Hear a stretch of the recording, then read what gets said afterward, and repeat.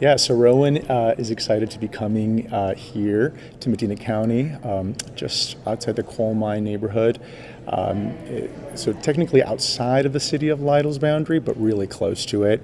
And we've been looking to build a data center. We are developers of data centers throughout the United States.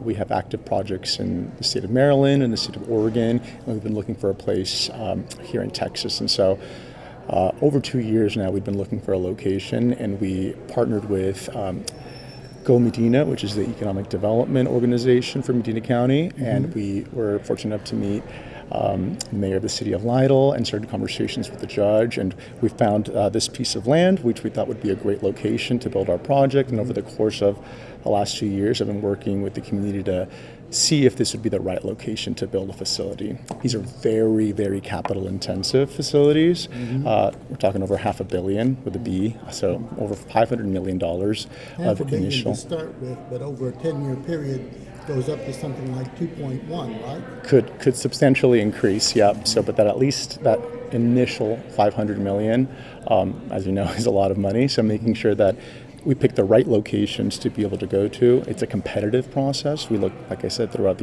all of the United States. And once we decided we wanted to build in Texas, we looked at many, many communities, and we lead really with partnerships, making sure that we have the right partners to be able to make the commitments, because with this level of investment, you're not coming in for 2-3 years, you're coming for 2-3 decades at least. And so we found those partnerships here, and we've gotten to the place where we know this is going to be a good place for us to build our roots and set ourselves up for potential future expansions, right? And those will depend on a lot of the success of the project and the programs that we help set up here and build upon. But we're really excited to have found this location and to work with all the folks that we've been working with to date. So Northern Virginia, Loudoun County specifically, is kind of colloquially known. Loudoun County is supposed to be the capital That's right. of data centers. Yeah, that's right. Of course, that's what datacenter.com says, so I don't know how. Yep, but you've done your research. That is considered the data center capital of the world. Its proximity to Washington D.C. There's kind of a need for data centers to be located in certain areas, right? When we look at where we want to locate, we want to make sure the right fiber paths are there, that the folks that you're trying to serve from these data centers, that they're within locations there, and so Loudoun County became the de facto capital. So a lot of investment was first set up. The state of Virginia set up certain economic development programs to attract the industry, right? That part of the United States has a lot of different jurisdictions within really close proximity. You've got Maryland, you've got Virginia, you've got D.C. in itself, right? But Virginia, the leaders in Virginia set up the right policies to be able to attract the industry. They sent a signal. They said, hey, we want the industry to come here. You come here, we'll be good partners to you. And so they sent that signal, and it's really over the last decade turned into what it is now. So that is where a lot of the investment has gone and continues to grow, right? I think it is the largest location of data center computing power in the world. So not only for the U.S., but for the entire industry as a whole. So you're right, that is where a lot of that investment has gone. And in fact, we're not too far from there in one of our other projects that's being developed in Maryland, under construction now as we speak. The quantum loop? So there is the former East Alcoa site, so it was a steel melting plant that was previously operating in Frederick County, Maryland, about an hour north of the DC Metro.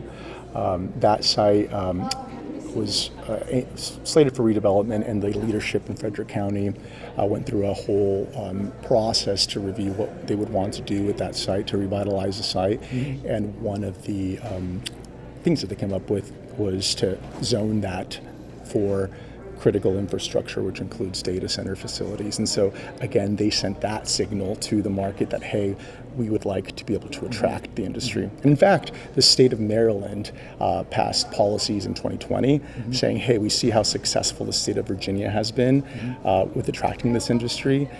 You've created policies in Virginia that helped bring the industry and bring a lot of tax revenue to help build public resources, including schools. And so Maryland, which was facing the need to increase its budgets to different sources, and you can do things like increase property taxes or sales taxes, or you can attract industry. So in 2020, the state passed policies that then sent a signal to the market, and then local communities have been adopting their policies and their zoning to again also send that signal. So there was a campus master plan, which I think you referred to as the Quantum Loophole campus. It's gone through some changes and some name changes, but essentially it's a master planned area, former steel smelting plant, that the city and the county of Frederick has now designated as, hey, we'd like to attract this industry here.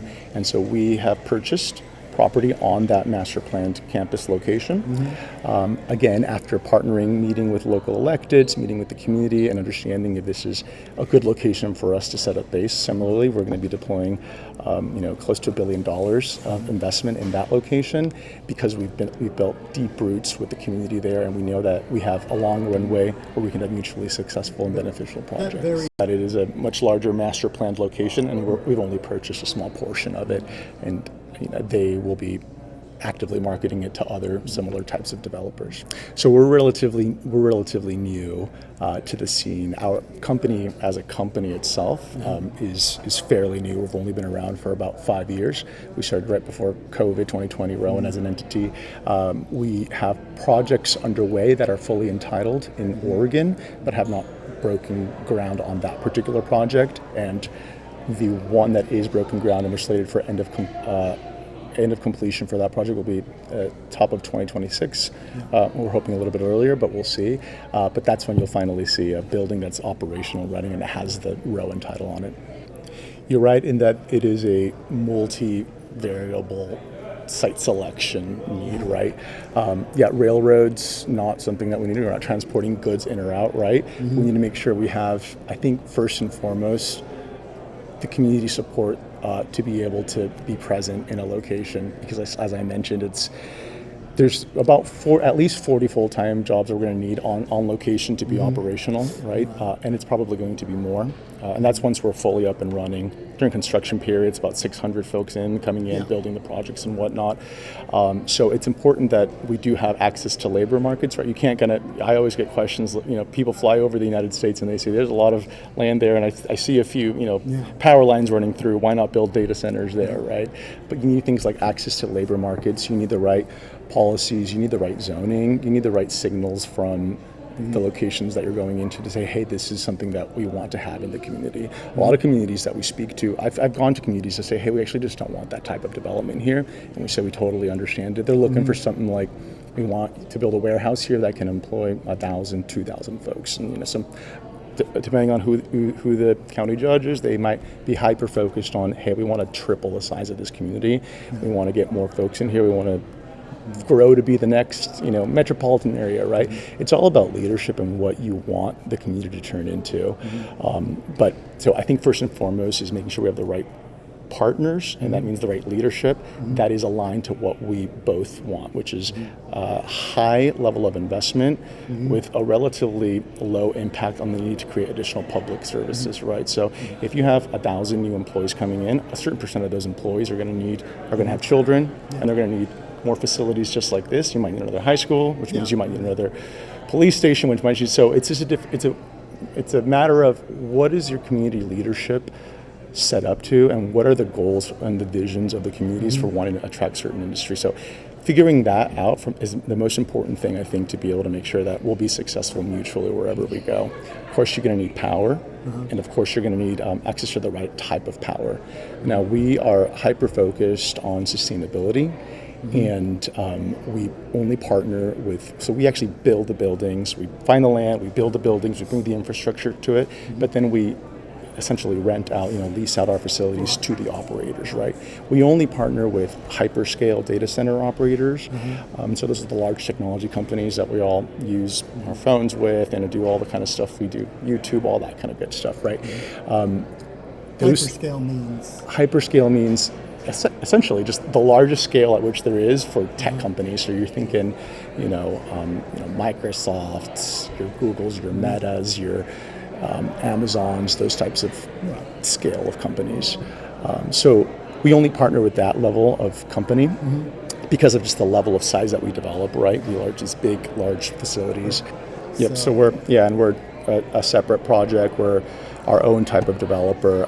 But you're right in that there are lots of players in this field, and you've seen the uptick. With things like the advent of everyone being on their phones at all times, everything's moving to the cloud, the proverbial cloud, everything's getting uploaded, all the pictures we take, all the files that we're creating this demand for additional space. And so you've got companies like ours that are seeing this need for space to be created, and so we're actually creating that space and then renting it out to companies. But yeah, so we have to make sure that we have access to power in markets that are good, and Texas is an excellent market. Yeah, making sure that reliability and that you're entering grids that are well balanced and well planned for is very important. So in terms of selecting a location, we always partner with the utilities. We do extensive studies to ensure that the power that we're requesting is available and is not going to impact or disrupt operations that exist or are already planned in the queue, if you will, for operations. So that is part of our preliminary due diligence that we do when we go to a location to ensure that we would have access to that power. And then that's just one side of the story, right? Making sure that it exists or it will be available in certain tranches over time, right? So when you build a building, you have also creators of power generation, right? And so there's a timeline of like when generators come online and when they can provide certain power. So you get a schedule of when that power will come online, and that all has to be planned for. And there's studies, there are an entire sort of kind of engineering level assessment and analysis to make sure that it will be delivered and isn't taking away from what's already on. So it depends on it. Yeah, so you're right, and this kind of gets back to the question that I was referencing about you fly over the U.S. and you see lots of land, and you see wires, but it doesn't necessarily mean that you can tap into any line at any time. So there's the U.S. energy system is very complex, right? There's some places in the world where the energy system is just owned by like a national grid operator. Yeah, so part of the initial site selection approach that we do is making sure that there is power available to the site in the right period of time at which we're looking at. And so this location was served just based on where it is, where existing transmission lines are, how long it would take for the right set of circumstances to exist for us to be able to operate. So yeah, unfortunately in some scenarios, you might have land that doesn't have line of sight to power. And we've looked at, lots of sites where say, hey, you can kind of engineer anything, right? So you can look at a site and they say, you don't have power here, but look, maybe the land that you referenced in your family, they may not have power now, but you probably could get a study done that says, hey, we can serve you in 25 years or whatnot, right? And so in 25 years, man, you could, offload your land and it'll increase in value, right? And so, and then the value of the land is corresponding to that, right? So someone who owns a piece of farmland, the value of that land is based on what you can build on it. Does it have line of sight to power? Does it have line of sight?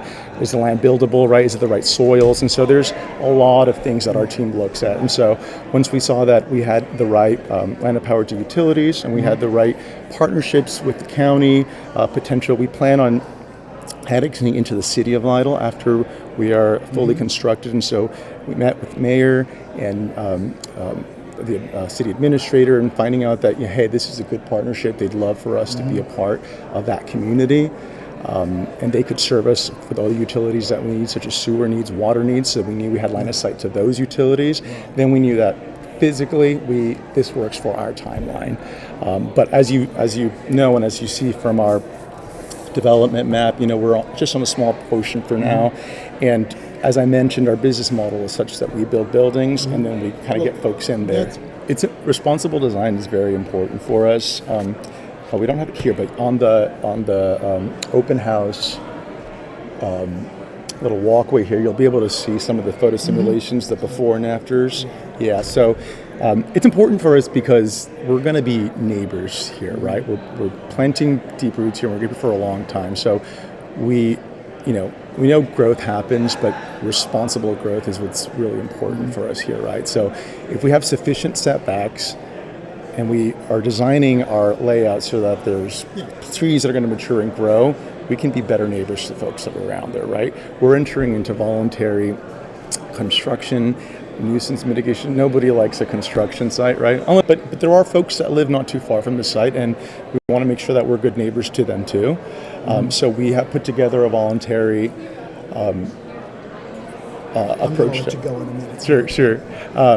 But to your point, there are still going to be some impacts, right? Like folks who live there, there's a lot of concerns, just from other developers, but also just generally, people need to be able to circulate in and out. So, in the past we've worked with bus routes to make sure that we're not encumbering and traveling on roads that are going to be highly trafficked, that have certain activities. We want to make sure that where we use public roads to be able to construct, that we're not creating too many impacts on those roads, and if we do that, we put them back to the same level at which they were when we found them. We want to make sure that if we're going to release dust, that we're mitigating that dust. We want to make sure that we're only working certain hours so that the folks that do live within earshot of the construction zone aren't impacted. They can get a good night's sleep.